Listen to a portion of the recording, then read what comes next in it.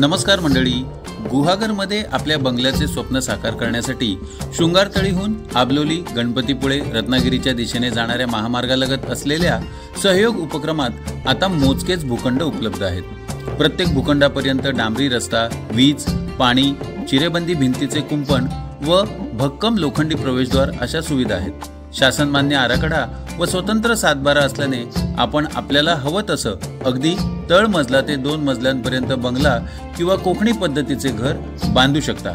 काही जणांनी आपलं हे स्वप्न साकारही केलंय।